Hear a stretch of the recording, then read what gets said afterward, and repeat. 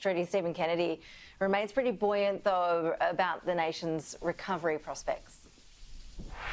Yeah, Ash, pretty positive when he appeared today at the Senate's COVID committee. The Treasury boss indicating that he believes the nation's recovery is locked in now as long as the health side of things remains on track. Also revealing that the forecast that Treasury had given as part of MYEFO just last December of an unemployment rate rising to 7.5%. He doesn't believe now that that will be where unemployment peaks, that will actually be lower than that. But the real question remains over what's going to happen at the end of March when the JobSeeker wage subsidy is due to come to an end. An update from the tax office in the last few minutes, they have revealed that currently, as it stands, there are 500,000 businesses receiving the JobKeeper wage subsidy. That's supporting 1.6 million Australian workers. The question to the Treasury boss is how many of those workers face the prospect of losing their job when that JobKeeper subsidy comes to an end, and he says there will be losses.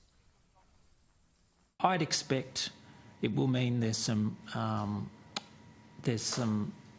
people whose employment won't be present, job losses that would come with that, as there was in the case between the move from JobKeeper 2 to JobKeeper 1. How many, and what's going to happen to those 3 million people when these payments are wound back? So I don't think it will be anything like millions of jobs being lost.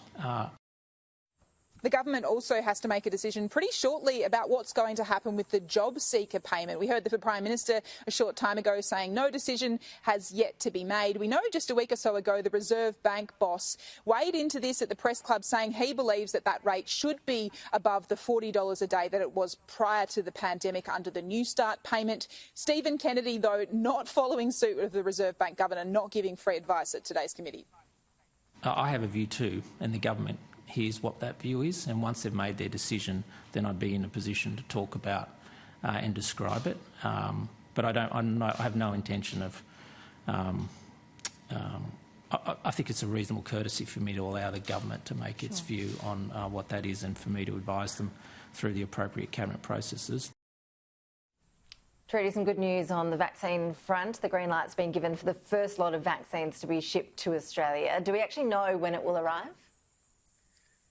Ash, no official word yet on when these first batch of Pfizer jabs will arrive here in Australia, but this final hurdle appears to have been cleared now after the European Union approved that the Pfizer jabs can in fact leave the European Union, not just for Australia but 27 other nations as well. There had been concerns given that the European Union had imposed export controls, a lot of extrapolation from that we could see delays here in Australia. The Prime Minister saying, though, is yet to know exactly when the doses will arrive in Australia, but certainly things remain on track for the jabs to begin by the end of the month.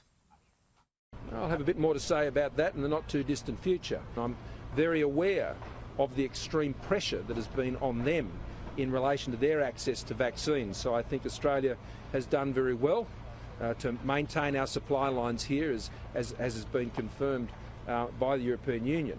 So, you know, we're on track. Now, we're expecting to get around 80,000 doses a week arriving from Belgium into Australia of these Pfizer jabs. Over the course of the year, Ash, 20 million doses in total. Trudy, thank you for the update.